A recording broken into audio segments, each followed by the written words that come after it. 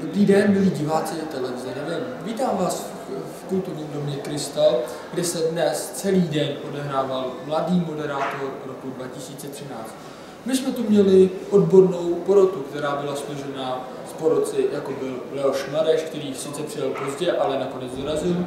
Zde jsme taky měli Kristýnu Lechtovou, kterou znáte z comebacku, a nyní z Gimplu s ručením omezeným. Dále Davida Gránského, který je jako zpěvák z X Factoru známý a také účinkuje v Gimplu s ručením omezeným.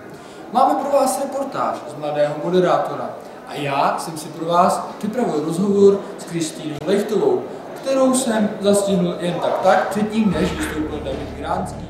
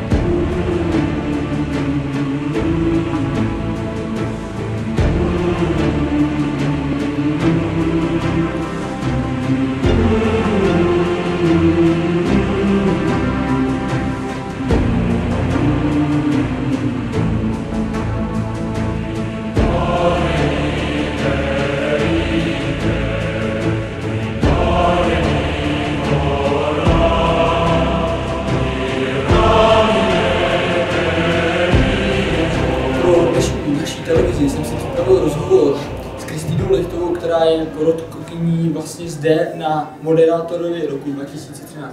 Ahoj Kristýno. Ahoj. Jak se máš, jak se cítíš tady? Mám se dobře, jsem trochu unavená, ale super. Super. Diváci vlastně naší televize a jakýchkoliv jiných televizí tě znají z Gimplu. Já bych se chtěl zeptat, řekni nám, čím se liší role v Gimplu oproti tobě? Máte něco společného? No, společného, no tak Denisa je sirotek teda, což já nejsem, naštěstí, děkuji za to. A řeší neustále nějaký problémy za svého bratra, což já taky moc neřeším, takže to tak jako není. Ale asi Denisa je jako hodně zamilovaná a to já jsem taky, takže to máme společně. S kým se ti hraje nejlépe na place vlastně v Gimplu? Ty si vlastně nejvíce času trávíš s Ondrou Brzobohatým, takže to je jakoby takový jakoby ten muž, co se ti s ním hraje dobře, nebo hrálo se ti s někým negativně?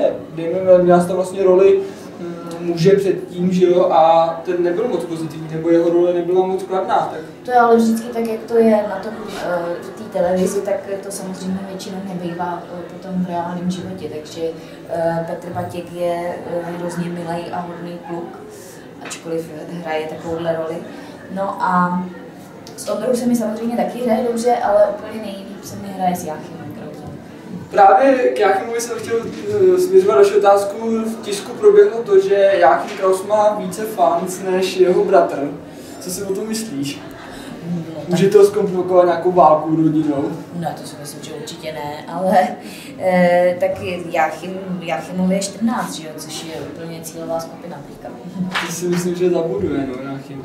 Dále se tě zeptám porotce. Jak se cítíš jako porotce? No, já si myslím, že v pohodě, doufám, že nejsem moc přísná. Ale jo, tak jako je to zajímavé, je to něco nového, no. A chci se zeptat, kde tě uvidíme dále? Nějaký divadelní hry, film nějaký chystáš?